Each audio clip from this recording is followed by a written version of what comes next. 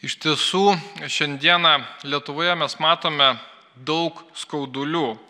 Ir kai žmonės skambina, rašo ir sako, kad jiems skauda širdį, kad jiems rieda ašaros, stebint video, kuriame rodoma, kaip vaikas yra atimamas iš mamos.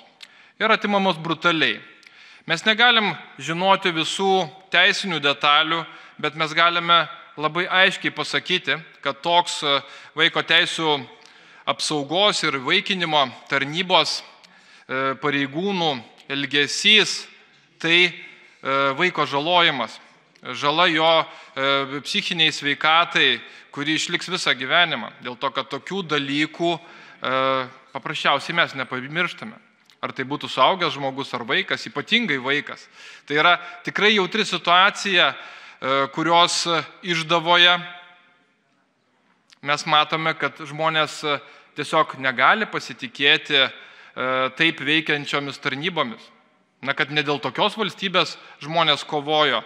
Ir dėl to su kolegomis Seime mes dėsime visas pastangas, kad vaiko teisų apsaugos tarnyba ir kitos atsakingos institucijos tokiais atvejais imtų dirbti ir veikti visiškai kitaip. Dėl to, kad vaikas nėra bulvių maišas, kad tu jį galėtum paimti ir perdėti iš vienos pintinės į kitą.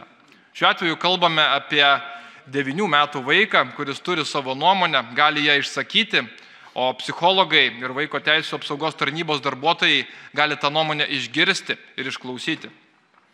Ir tokiems procesams, labai jautriems procesams reikia jau ruoštis atsakingai. Ir negalima jos atlikti taip, kad tokie įvykiai virstų tragedijomis ištisoms šeimoms. Aš suprantu, kad skyrybų bylos yra labai jautri ir sudėtinga tema, bet aš kartu suprantu, kad mes visi norime gyventi tokioje Lietuvos valstybėje, kurioje jos žmonės ir ypatingai mažiausiai mūsų piliečiai, vaikai būtų apsaugoti. Dėl to šiandien kreipiausi į vaiko teisų apsaugos ir įvaikinimo tarnybos direktorę Ilmą Skuodienę ir uždaviau jai labai aiškius klausimus.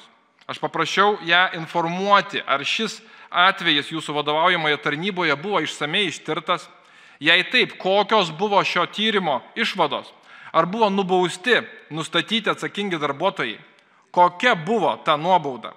Ar jie buvo nušalinti nuo darbo tarnyboje? Ar jie šiuo metu vis dar dirba? Kodėl apie tyrimą ir nuobaudas nebuvo paviešinta visuomeniai, siekiant gerinti pasitikėjimą vaiko teisų apsaugos ir įvaikinimo tarnybą? Aš manau, kad tai yra ypatingos svarbos dalykai ir kai ištinka tokios kritinės situacijos, privalu bendrauti su žmonėmis ir su visuomenė, privalu atsakyti į iškilusius klausimus. Ir tikrai tam yra visiškai aiškių teisinių būdų, kurie nereikalautų kištis į teisinį procesą vykstantį teismuose. Tai reikia turėti žmogiškumo ir atsakomybės. Žmogiškumo ir atsakomybės. Tai yra raktiniai žodžiai. Ir jeigu mes imamės veiksmų, kurie pažeidžia elementarius moralės principus, jeigu mes darome tai, kas yra nežmogiška ir nužmogina mūsų visus kaip visuomenę, ypatingai kaip valstybė, kurioje yra taip elgiamasi, vadinasi, su mumis yra kažkas labai negerai. Dėl to tiek šiame Seimo posėdyje iškelti klausimai, tiek vėliau, kai tarnybų atstovės ir vaiko teisų apsaugos kontrolierė Edita Žiobienė, tikiuosi kartu su Ilma Skuodienė, atvyks ir atsakys į tos klausimus. Tikiuosi bus atsakyta į klausimus ir iš policijos vadovo, vyriausiojo komisaro Renato Požėlos, dėl to, kad visos tarnybos turi bendradarbiauti ir atsakyti, kaip tokiomis situacijomis turėtų būti viskas vykdoma, kad nebūtų traumuojami vaikai. Nes tik tai tokiu būdu mes galėsime priimti tinkamus veikimo algoritmus, tinkamus įstatymus, nes aš kol kas nematau, kad tai būtų padaryta. Aš negirdėjau, kad būtų siūlymai iš atsakingų tarnybų, kaip reikėtų keisti įstatyminę bazę, kad tokie dalykai nevyktų ir nesikartotų. O aš puikiai žinau, kad tiek mano gimtajame Kaune, tiek kitose Lietuvos miestuose tikrai tokių probleminių ir kritinių situacijų iškyla ne viena.